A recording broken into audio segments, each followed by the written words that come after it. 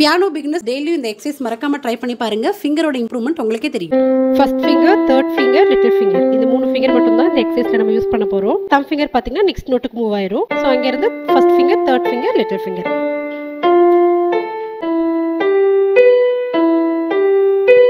இது 2 times play பண்ணுங்க. First finger, third finger, little finger, first finger, third finger, little finger முடிச்சிட்டு அப்புறம் next move பண்ணுங்க.